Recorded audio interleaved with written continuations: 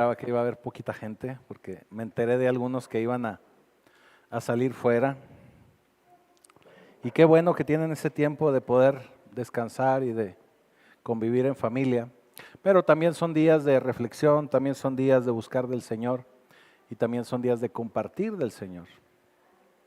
Así que qué bueno que nos encontramos el día de hoy aquí.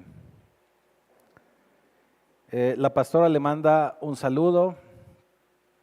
Tuvo que salir fuera por cuestiones familiares y también de descanso. Ha estado un poquito, vamos a decirlo así, agotada. Entonces necesitaba descansar un poco. Entonces de cualquier manera los abraza a la distancia y les envía un fraternal saludo. Y bueno, como usted sabe, estamos estudiando el libro de Jueces. Y hoy vamos a continuar. Hoy continuamos con capítulo 16. Vamos a orar. Señor, te damos gracias por esta palabra. Te damos gracias por la enseñanza que hoy derramarás. Y permite que la podamos asimilar y sobre todo poner en práctica para convertirnos día a día en hacedores de tu palabra. Te damos ya gracias, Señor, en el poderoso nombre de Jesús. Amén y amén. Me brinqué los avisos, pero ya los conoce usted. Mañana sí celebremos la recuperación, que ahora se llama Ruta 832. No se lo pierda, mañana 7:30. Estuvimos a punto de irnos libres el día de mañana, pero los hermanos dijeron, vamos a darle, y pues vamos a darle.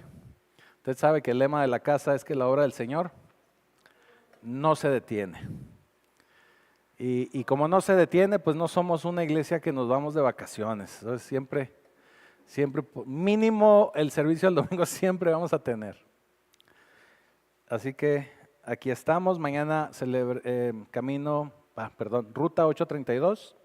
El viernes sí de plano vamos a cancelar nuevamente varones, una disculpa, porque salieron algunos hermanos y aparte pues es el Viernes Santo. Hay que observar también ese día para el Señor. Así que vamos a descansar varones el viernes y nos vemos ya con gusto y con entusiasmo el domingo, que es día de la resurrección y que hay que celebrar. ¿Sí? Muy bien.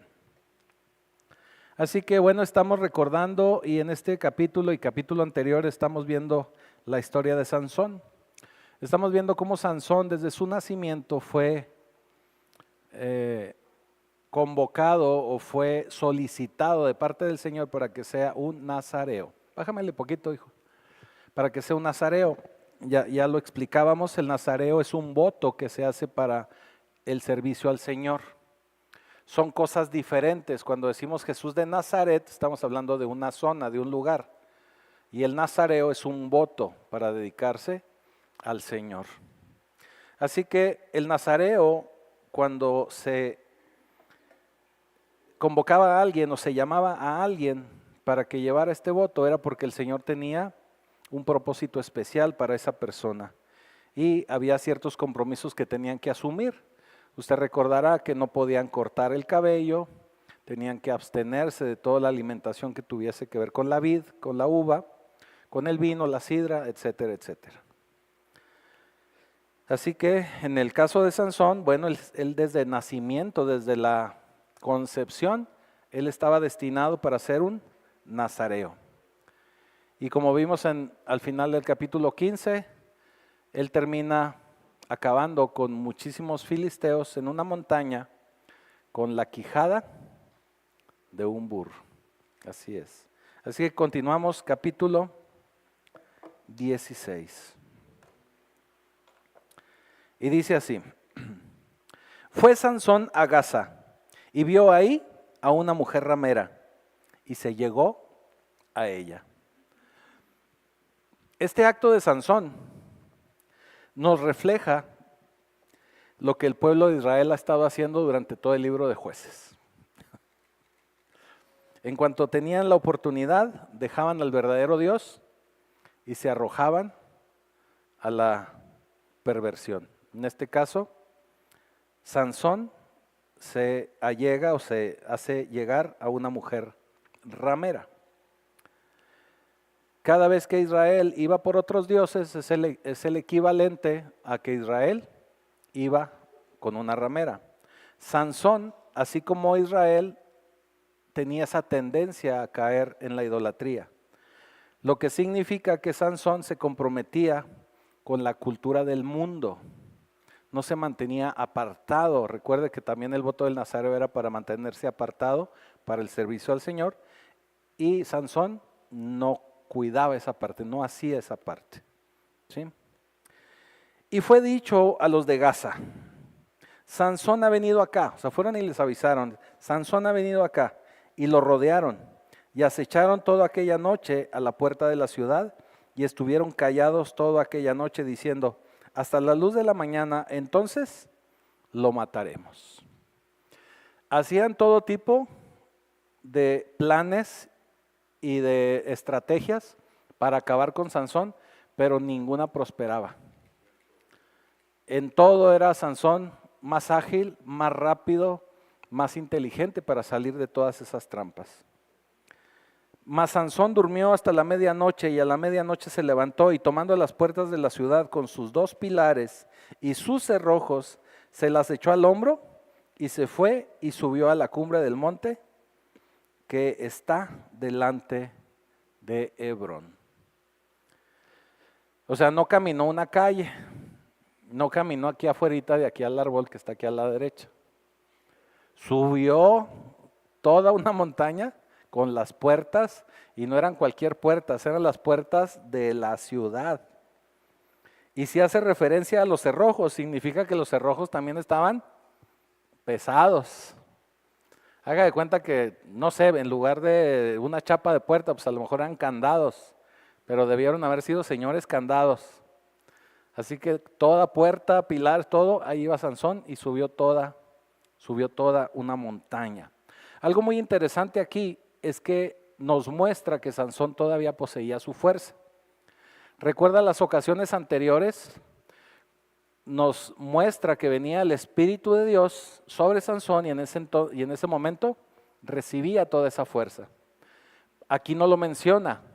Eso significa que de alguna manera Sansón había encontrado la forma, o Dios permanecía ya para este momento permanentemente del lado de Sansón, o vaya, con Sansón, porque ya él podía disponer de esa fuerza en cualquier momento, ¿sí? Tenemos que recordar que en el capítulo 15 nos dice que Sansón juzgó a Israel en los días de los filisteos 20 años. Eso significa que ya después de ese tiempo, ya cuando estaba bien posicionado como juez, pues él disponía de esta fuerza, ¿sí? Ahora, a partir del versículo 4, empieza esta historia que muchos recuerdan o conocen, con un personaje que se llama Dalila. La escritura no nos aclara y no nos dice con certeza si Dalila era filistea. Sin embargo, algo que sí podemos notar es que ella estaba del lado de los filisteos, porque hacía negocios y hacía confabulaciones con los filisteos. Entonces no sabemos si era filistea, pero definitivamente del lado de ellos sí estaba. Hacía tratos con ellos. Dice: después de esto aconteció que se enamoró de una mujer en el valle de Sorek, la cual se llamaba Dalila. Y vinieron a ella los príncipes de los filisteos y le dijeron: engáñale e infórmate en qué consiste su gran fuerza. ¿Se fija? Es lo que yo le decía la semana pasada, que para mi forma de ver, Sansón no se veía fuerte. O sea, realmente los filisteos no entendían de dónde sacaba su fuerza. No entendían cómo es que tenía esa fortaleza o esa fuerza que mostraba. Dice: dile en qué consiste su gran fuerza y cómo podríamos vencer, para que lo atemos y lo dominemos, y cada uno de nosotros te dará 1,100 siclos de plata. O sea, Dice un dicho popular que todos tienen su precio, ¿verdad? Así que Dalila, pues, también apreciaba ahí los ciclos de plata, ¿no? Y Dalila dijo a Sansón, Dalila dijo a Sansón, yo te ruego que me declares en qué consiste tu gran fuerza y cómo podrás ser atado para ser dominado. O sea, se lo dijo así derechito y con toda claridad, ¿verdad? Ahora, lo que vamos a seguir leyendo hasta el capítulo 17 es esta presión que Dalila estaba a darle y darle y darle y darle contra Sansón. Aquí nos hace recordar la parte o esa porción de la escritura que nos habla de la mujer, que es como una gotera, ¿verdad? Que está a dale y dale y dale. Y así empieza Dalila, fíjese. Así que Dios y Sansón están a punto de perder la paciencia. Porque dice Dalila, y le respondió Sansón, si me ataren con 7 mimbres verdes que aún no estén juntos, entonces me debilitaré y seré como cualquiera de los hombres. Y ahí van, ¿verdad?, a creerle inmediatamente. Y los príncipes de los filisteos le trajeron los 7 mimbres verdes que aún no estaban juntos, y ella le ató con ellos. Y ella tenía hombres en acecho en el aposento, entonces ella dijo, Sansón, los filisteos contra ti. Y él rompió los mimbres, como se rompe una cuerda de estopa cuando toca el fuego, y no se supo el secreto de su fuerza. Pero ahí va de nuevo. Entonces Dalila le dijo a Sansón, he aquí que tú me has engañado, me has dicho mentiras. Descúbreme pues ahora, te ruego, cómo podrás ser atado. Y él le dijo, si me ataren fuertemente con cuerdas nuevas que no se hayan usado, yo me debilitaré. Pero ¿se acuerdan el capítulo 15 que ya lo habían atado con cuerdas nuevas? Y se soltó fácilmente, entonces no era verdad. Dice, seré como cualquiera de los hombres. Y Dalila tomó cuerdas nuevas y le ató con ellas y le dijo, Sansón, los filisteos por ti. Y los espías estaban en el aposento, mas él las rompió de sus brazos como un hilo. Y Dalila dijo a Sansón, otra vez, hasta ahora me engañas y tratas conmigo con mentiras. Descubre pues ahora cómo podrás ser atado. Entonces él le dijo, si te quieres 7 guedejas, ¿no? Guedejas de mi cabeza con la tela y las asegures con la estaca. Y ellas las aseguró con la estaca y le dijo, Sansón, los filisteos sobre ti. Mas despertando él de su sueño arrancó las estacas del telar con la tela. O sea que tampoco. Y ella le dice, ¿cómo dices?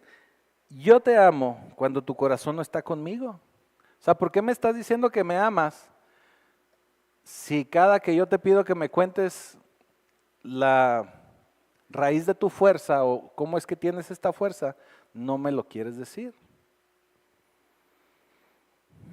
Ya me has engañado 3 veces y no me has descubierto aún en qué consiste tu gran fuerza.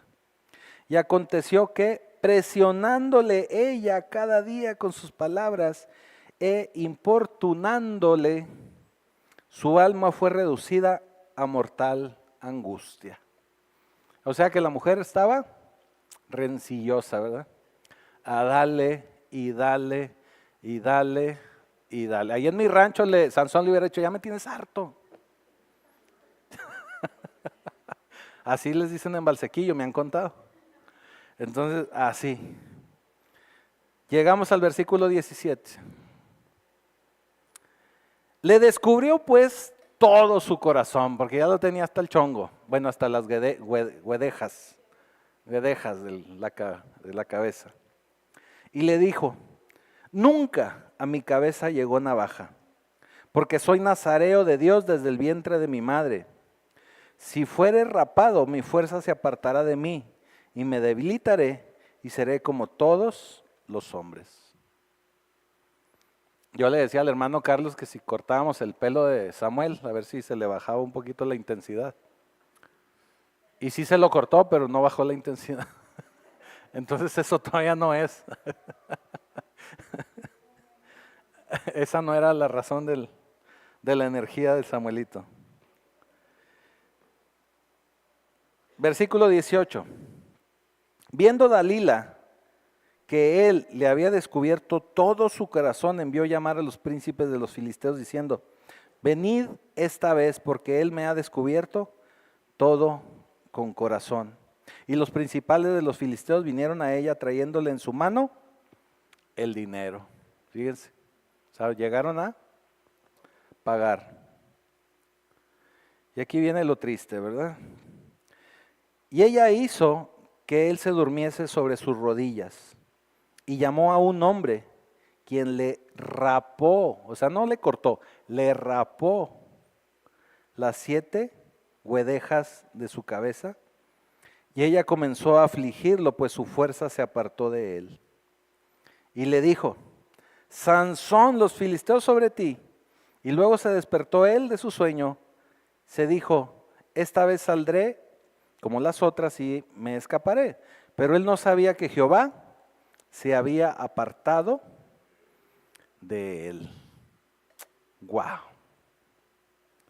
Dios se había apartado de él y él estaba dormidote y ni cuenta se dio. ¿Cuántos de nosotros hemos hecho cosas y no nos damos cuenta? No, deja tú dormidos. Hemos hecho cosas, nos vamos a dormir y no nos damos cuenta que el Señor se ha apartado de nosotros. En el caso de Sansón, su relación con esta mujer, o sus relaciones humanas, vamos a decirlo, arruinaron su llamado divino.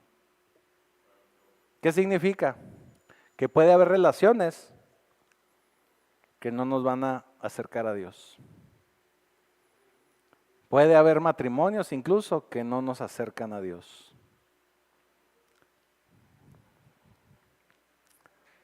Es todo una según, o sea, pero hay que empezar a meditar en eso. Cuando Dios no está en el matrimonio, cuando Dios no está en la ecuación, en la relación hombre-mujer, entonces, si Dios no está ahí, ¿quién cree que entra a tomar control de esa relación? El enemigo. Llámese Satanás o, como le decían en mi rancho, patotas, ¿no? Entra y toma control de la situación. Versículo 21, mas los filisteos le echaron mano. Y no solo le echaron mano, dice, le sacaron los ojos.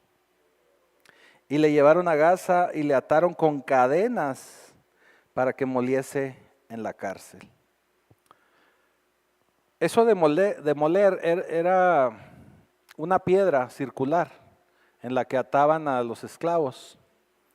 Y lo único que hacían era caminar y dar vueltas.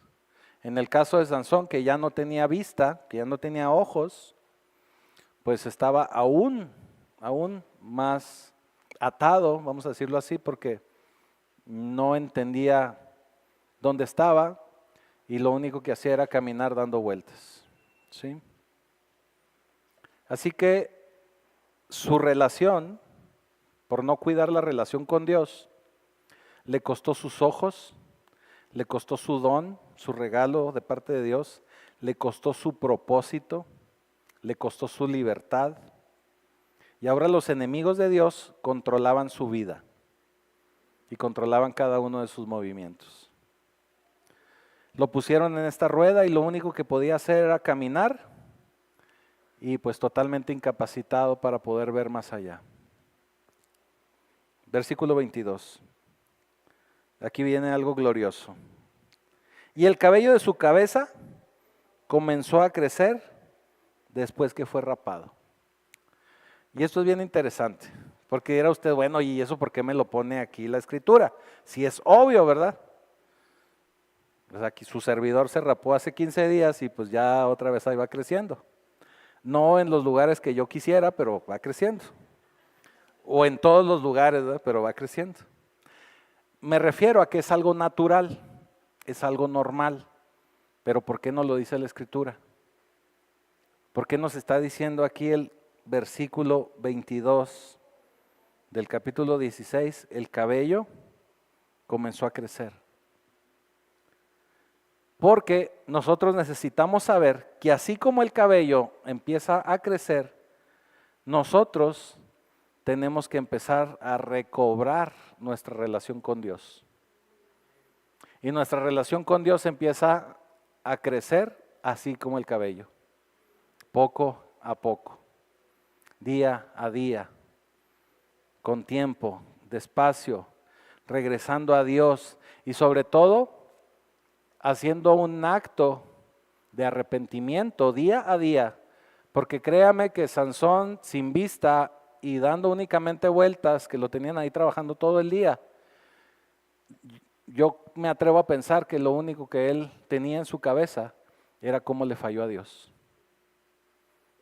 Entonces estaba arrepentido, día a día se arrepentía más.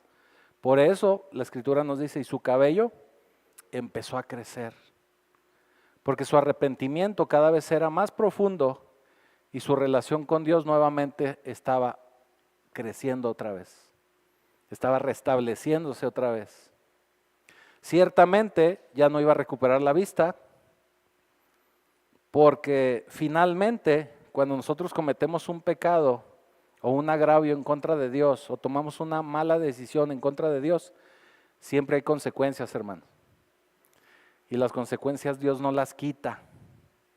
Dios nos vuelve a recibir, Dios nos vuelve a perdonar, pero la consecuencia se queda. Y la consecuencia es algo con lo que a veces tenemos que lidiar. Entonces Sansón ya no iba a recuperar su vista, pero se estaba arrepintiendo y se había arrepentido. En ocasiones somos tan rebeldes con Dios que necesitamos día a día fortalecer esa relación nuevamente con Él, así como el crecimiento del cabello. Versículo 23. Entonces los principales de los filisteos se juntaron para ofrecer sacrificio a Dagón, su dios, y para alegrarse. Eso de para alegrarse significa que estaban tomando vino. Y dijeron, nuestro Dios entregó en nuestras manos a Sansón, nuestro enemigo. ¿Se fija que ya no mencionan a Dalila? Ya no mencionan por medio de Dalila es que lo pudimos atrapar porque nos descubrió el secreto de su fuerza. No, no, no. Toda la victoria se la están atribuyendo a su dios Dagón. Eso significa que esta batalla dejó de ser personal. Sí odiaban a Sansón y por eso lo querían atrapar, pero dejó de ser personal y ahora se está convirtiendo en una batalla teológica. Ahora es una batalla contra su Dios. Así que ellos iban por Sansón, pero le dieron la victoria a su Dios. Y viéndolo el pueblo, alabaron a su Dios diciendo, nuestro Dios entregó en nuestras manos a nuestro enemigo y al destruidor de nuestra tierra, el cual había dado muerte a muchos de nosotros. Ciertamente. Y aconteció que cuando sintieron alegría en su corazón, o sea, cuando ya empezaron a sentir los efectos del vino, del alcohol, dijeron, pues tráiganse al Sansón. Llamaron a Sansón, dice, para que nos divierta. No iba a contarles chistes. Y llamaron a Sansón de la cárcel y sirvió de juguete delante de ellos y lo pusieron entre las columnas. Grave error. No sabemos cómo se divirtieron con él. Tal vez hicieron mofa de que no podía ver. No sabemos, pero así nos dice la Escritura, que se divirtieron con él. Entonces Sansón dijo al joven que le guiaba de la mano, acércame y hazme palpar las columnas sobre las que descansa la casa para que me apoye sobre ellas. No era una buena idea que hayan puesto a Sansón ahí, pensaban que todavía estaba debilitado, y ciertamente sí, pero acabamos de leer en el versículo 22 que su cabello, su relación con Dios se estaba restableciendo. Su relación con Dios se estaba restableciendo. Y la casa estaba llena de hombres y mujeres, y todos los principales de los filisteos estaban ahí. Y en el piso alto había como 3,000 hombres y mujeres que estaban mirando el escarnio de Sansón. Eso significa que había un segundo piso. Entonces clamó Sansón a Jehová y dijo, ojo, es oración de Sansón, Señor Jehová, acuérdate ahora de mí y fortaléceme, te ruego, solamente esta vez, oh Dios, para que de una vez tome venganza de los filisteos por mis 2 ojos. Sansón ya estaba arrepentido, Sansón ya se había apartado de esa cultura pagana, estaba al borde de la muerte, y el arrepentimiento de Sansón, bueno, pues fue su camino a la restauración. Que el arrepentimiento de todos y cada uno de nosotros es el camino a la restauración, hermanos. No importa el nivel con el que usted rompió con el Señor o que haya infringido alguna situación con el Señor, cuando usted empieza a arrepentirse, usted recibe perdón y puede recibir restauración en su vida. ¿Qué nos está mostrando Sansón? Que el poder de Dios puede regresar a nosotros. Que el arrepentimiento es algo poderoso para esa relación nuestra con el Señor. Por eso yo en varias ocasiones le he tratado de mostrar y enseñar que nosotros lo único que tenemos que hacer es arrepentirnos. Y si nos arrepentimos diariamente y empezamos a caminar con el Señor arrepentidos, Él va a estar ahí con nosotros. Es como le digo, ¿verdad? Que a veces nos caemos y nos da más vergüenza de a ver quién nos vio que nos caímos, pero nos sacudimos y hay que seguir adelante. Eso es arrepentimiento, ¿sí? Así que el Señor, cuando nosotros nos arrepentimos, va a dejar que nuestro cabello crezca. Y ese es el ejemplo que nos está dando Sansón. Y finalmente, dice Sansón, asió luego Sansón las 2 columnas de en medio, sobre las que descansaba la casa, y echó todo su peso sobre ellas, su mano derecha sobre una y su mano izquierda sobre la otra. Y dijo Sansón, muera yo con los filisteos. Entonces se inclinó con toda su fuerza y cayó la casa sobre los principales y sobre todo el pueblo que estaba en ella. Y los que mató al morir Sansón, fueron muchos más que los que había matado durante su vida. Y descendieron sus hermanos y toda la casa de su padre y le tomaron y le llevaron y le sepultaron entre Sora y Estaol y en el sepulcro de su padre Manoah. Y él juzgó a Israel 20 años, que ya no lo había dicho el capítulo 15, pero nuevamente nos lo vuelve a reafirmar. Todo el tiempo que gobernó sobre Israel Sansón fueron 20 años. Así que lo que hizo Sansón al final fue mucho más que lo que hizo durante toda su vida.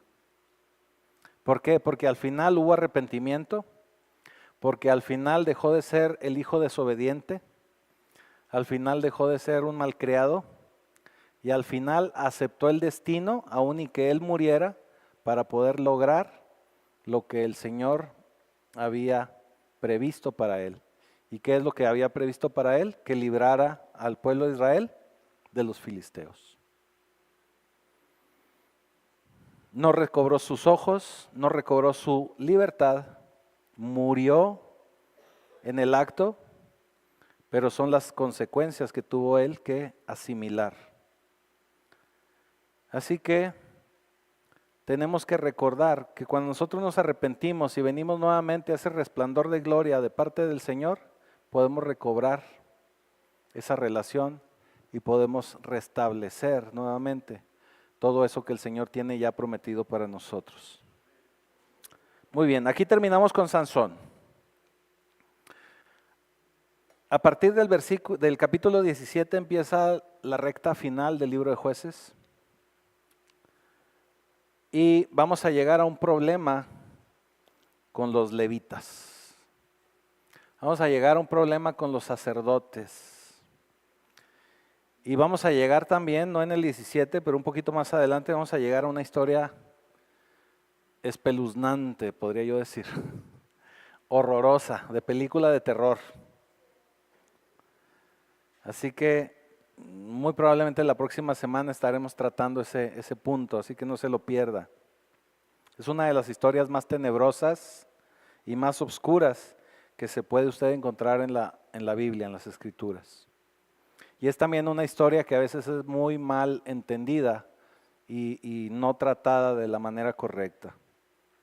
Pero bueno, aquí en el capítulo 17 nos presenta a los sacerdotes, a los levitas.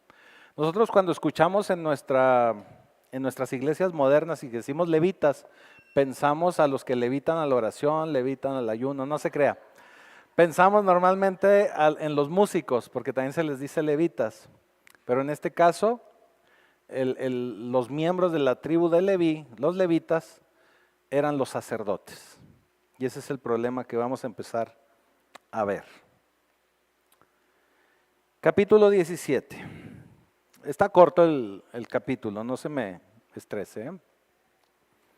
Dice, hubo un hombre del monte de Efraín que se llamaba Micaía, el cual dijo a su madre, los 1100 siclos de plata que te fueron robados, o sea, en palabras modernas le dijo, oye mamá, ¿te acuerdas que tú dijiste que te habían robado 1100 siclos de plata?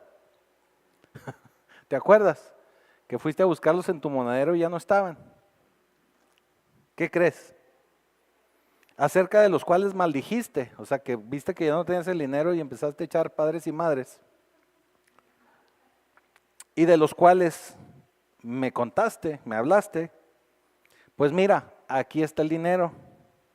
El dinero yo lo tenía. El dinero yo lo agarré. Entonces la madre dijo, bendito seas de Jehová, hijo mío. O sea, le estaba regresando algo que él mismo le había robado a la mamá y de una maldición, bueno, pues ahora estaba declarándole bendición. ¿Sí? O sea, primero se molestó porque no encontraba el dinero y ahora dijo, bueno, pues bendito sea que lo tenías tú, ¿verdad? Mi tesoro. O sea, nomás faltó decirle, ¿verdad? Ajá. Entonces, dice el versículo 3, y él devolvió los 1100 siclos de plata a su madre, y su madre dijo, en verdad he dedicado el dinero a Jehová por mi hijo, para hacer una imagen de talla y una de fundición ahora, pues yo te lo devuelvo. Qué caray, qué interesante esto. Porque mire, está una mamá que primero maldice, después bendice, y luego lo bendice en el nombre de Dios, de Jehová. Pero lo que está diciendo es que ese dinero que primero perdió y ahora encontró, o más bien ahora le devolvió el hijo, lo iba a dedicar a hacer una imagen de Dios. O sea, iba a hacer un Dios, o sea, iba a generar una idolatría, pues. ¿Sí? Iba a hacer una imagen de Dios, eso significaba que sí sabía de Jehová, porque así lo menciona, pero tenía en mente que le tallaran una escultura, una imagen de Dios. Eso significa que no entendía o no conocía la palabra, la ley de Moisés. Olvídese los evangelios, ¿verdad? Pues no era tiempo de los evangelios, pero la ley de Moisés sí. y no conocía eso. O si lo conocía, no lo estaba tomando en cuenta. Esto es ser de doble ánimo. ¿Qué quiere decir? Que sí cree en Dios, pero al mismo tiempo estaba buscando tener una escultura. O sea, necesitaba ver algo, necesitaba tener algo que ver, que poder ver para poder creer. Por eso necesitaba una imagen. Entonces dice, le voy a dar este dinero al Señor para poder tener una imagen de un Dios que se iba a convertir no en Jehová, sino en otro Dios. ¿Sí?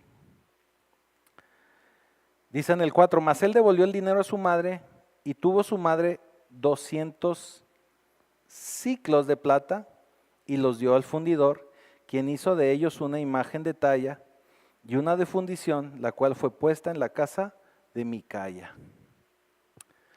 Fíjese, la cantidad original de la que estamos hablando aquí de dinero eran 1100 ciclos, 1100 ciclos de plata. ¿Sí? Y ella misma dice que ese dinero lo tenía, o sea, tenía ese guardadito, ese ahorrito, para dedicárselo a Jehová y hacer una imagen, ¿verdad? Pues eso de la imagen está mal, pero estaba diciendo que los 1100 ciclos se los iba a dedicar a Dios. Pero a la hora de la hora, ¿cuánto es lo que le da al de la fundición? 200 nada más. Entonces ya sabemos de dónde el Micaya aprendió a robar. ¿Sí lo entendió?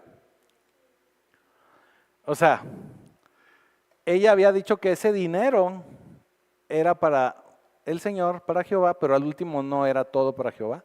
O sea, ella se quedó con dinero y nada más utilizó 200. No utilizó todo el dinero para el Señor. Y finalmente tuvo una imagen para adorar ahí en su casa. Y dice el 5, y este hombre Micaya tuvo casa de dioses e hizo efod, terafines, y consagró a uno de sus hijos para que fuera sacerdote. O sea, idolatría.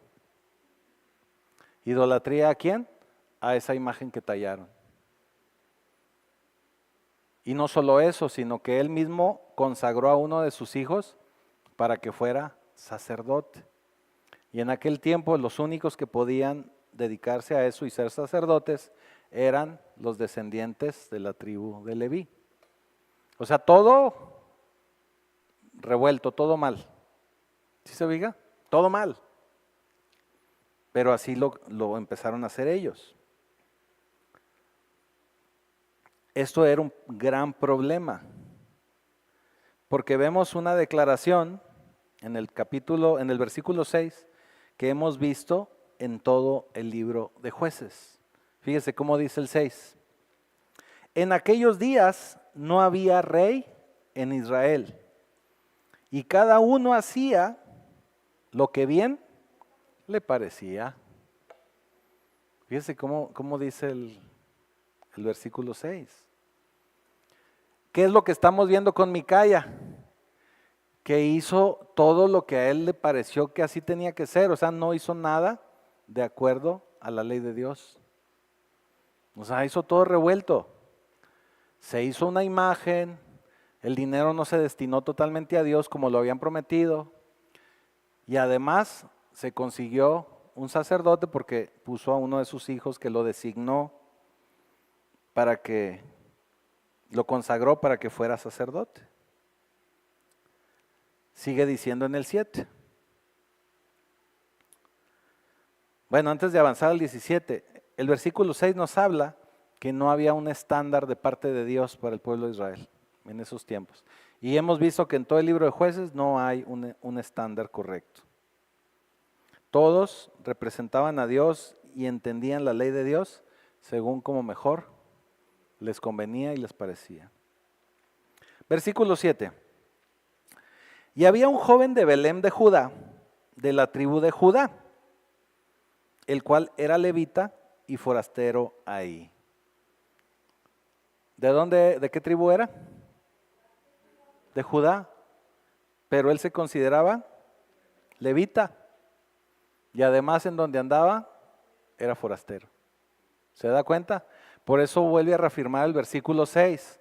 Todos hacían como mejor les parecía. ¿Sí me estoy explicando? Digo, cualquier semejanza con nuestros tiempos actuales es mera coincidencia, ¿eh? Porque ahorita cualquiera dice, no, es que yo tengo el llamado y el Señor me ha levantado. ¿Sí? ¿Sí o no? ¿Verdad? ¿Verdad que pasa?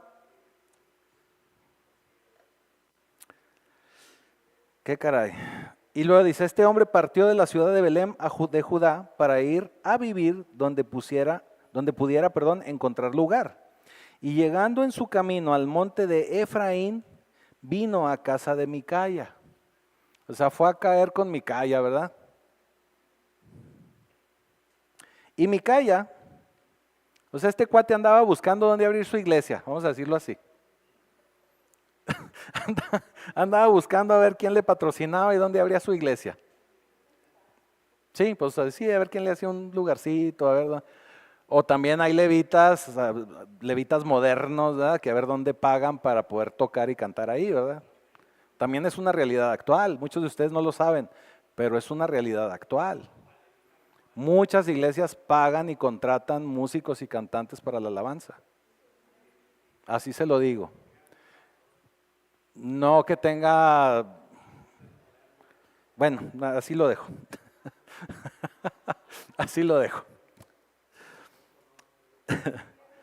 Así, pues sí, se tenía que decir, ¿verdad? Bueno, mucha gente lo sabe, pero pensamos que así es, o pensamos que es normal, o pensamos que, bueno, en fin. Número 9. Y Micaya le dijo, ¿de dónde vienes? Y el levita le respondió, soy de Belén de Judá, y voy a vivir donde pueda encontrar lugar.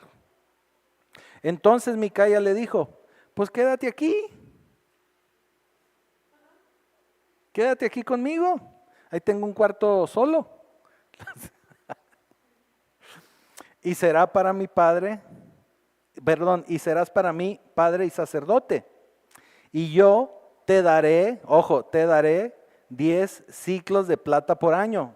O sea, te voy a estar pagando. Y te voy a dar vestidos y comida. Y dijo el levita, pues de aquí soy. Y el levita se quedó. Dijo, no hombre, pues aquí caí en blandito. Dijo, aquí me van a estar patrocinando la iglesia, aquí me van a comprar mis trajecitos Hugo Boss, mis corbatas, pues aquí soy. ¿Ah? Y el Micaya se contrató un sacerdote, se contrató un levita, para que suene como en los tiempos modernos, ¿verdad? Agradó pues al levita morar con aquel hombre, y fue para él como uno de sus hijos. Y Micaya consagró al levita, y aquel joven le servía de sacerdote, y permaneció en casa de Micaya. O sea, nos lo vuelve a confirmar. Ojo con lo que viene. Y Micaya dijo, ahora sé que Jehová me prosperará. ¿Eso a qué le suena? El evangelio de la prosperidad. ¿Qué sucede cuando no hay llamado? ¿Qué sucede cuando son contratados? ¿Qué sucede cuando alguien se propone solo? ¿Qué sucede? Pues evangelio de la prosperidad. Ahora sé que Jehová me prosperará porque tengo un levita por sacerdote. Porque aquí desciende la presencia del Señor. Porque es el único lugar donde el Señor bendice. ¿Lo han escuchado? Porque es el único lugar donde el Señor se manifiesta. Porque así hay lugares. Así hay lugares. Así. Así hay muchos lugares. Amén, así es mi NASA. Entonces, no quiero avanzar más porque ya de aquí brincaríamos al capítulo 18. Y ya nos queda la recta final nada más. Entonces, ¿qué le dice Micaya? Este va a ser mi sacerdote personal. Esta situación que estamos viendo, donde la gente hacía lo que mejor les parecía, donde Micaya establece una idolatría en su casa, donde establece un sacerdocio en su casa, que no era un sacerdocio que viniera ordenado de parte de Dios. Eso va a empezar a desencadenar una serie de eventos catastróficos que pareciera que es algo pequeño. Esto que estamos leyendo pareciera que es algo pequeño y a veces lo pasamos desapercibido. Pero vamos a llegar a un punto donde usted se va a quedar con la boca abierta, se va a quedar asombrado de la perversidad que se va a desatar de todo esto.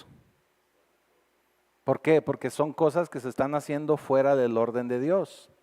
Parece que es una pequeña cosa, un joven sacerdote en la casa de Micaya. Pero esto va a abrir lo que se conoce, y así se dice secularmente, toda una caja de Pandora. ¿Recuerda? La caja de Pandora es de la mitología griega, que no podían abrir esa caja porque no sabían lo que podía desatarse o que podría salir de ahí. Eso va a suceder con esta pequeña acción. Es un gesto o unas acciones que van a desatar una mezcla muy peligrosa, donde están dejando de lado al Dios verdadero y se está gestando una idolatría muy dañina. Así que cualquier persona que aún va a la iglesia, que adora a Dios, pero que entre semana regresa a ciertas idolatrías, porque acuérdese que idolatría es un sustantivo. Idolatría puede ser cualquier cosa, cualquier persona y cualquier pensamiento que no le permita a usted tener una relación correcta con Dios. Eso es idolatría. ¿A qué me refiero? Si usted sigue confiando más en su trabajo que en Dios, eso es una idolatría. Me refiero a que para recibir provisión. Si usted sigue confiando más en lo que diga su esposo o su esposa para usted acercarse más a Dios, eso es idolatría. Si usted depende de su esposa, esposo, hijos para ir a la iglesia, eso es idolatría. Si usted, y bueno, y así me puedo seguir, hay varios ejemplos. Por eso le digo que es un sustantivo. Significa que sí creemos en Dios, como la mamá de Micaya, le decimos Jehová inclusive, ahora nosotros sabemos que también es Jesucristo, pero si se sigue usted acercando y apoyando en otras ideas, en otras personas, en otras tradiciones, está usted mezclando o haciendo una mezcla ilegal delante de Dios. Porque, ¿cuál es uno de los principales mandamientos del Señor? No tendrás otros dioses delante de mí. Por eso le digo yo y le insisto, y disculpe que sea tan insistente, pero el primer mandamiento de la ley de Dios es: amarás a Dios sobre todas las cosas. Y a veces hay cosas tan sutiles que nos pueden desviar de ese primer amor o de ponerlo en primer lugar. Cualquier cosa que tiene usted al frente y que no le permita acercarse a Dios puede convertirse en un Dios.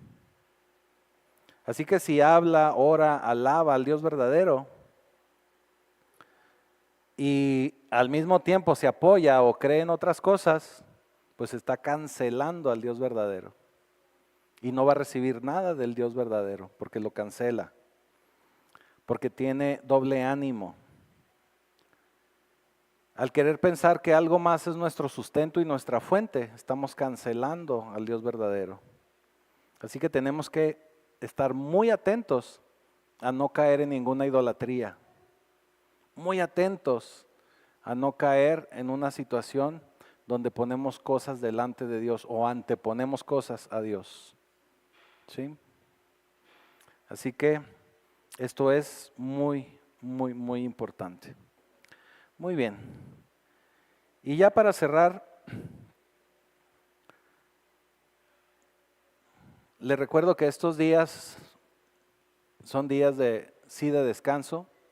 Estamos descansando de escuela, de trabajo en algunas ocasiones o en algunos casos. Qué bueno que descanse. Si va a salir fuera, pues vaya con cuidado. Ya sabe que no estamos viviendo actualmente en un país que nos garantice seguridad al 100%. Así que si va a salir, tenga mucho cuidado. Cuídese en las carreteras, cuídese al lugar que vaya, no se arriesgue. Si va a lugares, playas donde se han reportado incidentes, trate de mantenerse resguardado. No ande rentando racers y yéndose a lugares que no debe y cosas por el estilo. Entonces hay que ser muy prudentes, hermanos. A veces eso es lo que necesitamos, ser prudentes. No significa que no vaya, no significa que no se divierta, pero hay que aprender a ser prudentes para evitar situaciones riesgosas y peligrosas. Y si se va a quedar aquí en la ciudad, bueno, pues, y hace capirotada el viernes, pues ahí le encargo el domingo.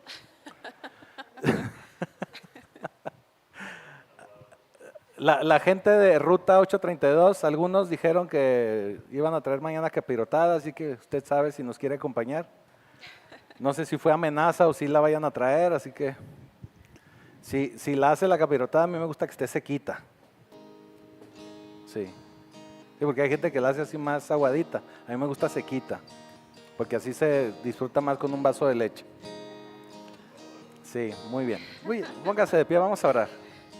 Hoy le voy a dejar ir temprano para que vaya a preparar la capirotada.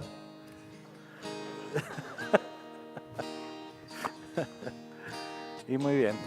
Bendito Señor, bendito Padre Celestial, te damos gracias, porque sabemos que en todo momento estás con cada uno de nosotros, porque sabemos que tú estás ahí siempre dispuesto y disponible para todos y cada uno que nos acercamos con un corazón dispuesto, con un arrepentimiento sincero, que podemos confiar en ti, Señor, y que consagramos nuestra vida a servirte, a tener una vida delante de ti, digna, apartados de toda maldad, para poder disfrutarte no solo en la eternidad en el cielo, sino también aquí en la tierra. Te damos ya gracias, Señor, por todos tus beneficios, por toda tu misericordia, por todo tu amor, tu gracia que has demostrado para con nosotros. Y todo te lo agradecemos en el poderoso nombre de Jesucristo. Amén.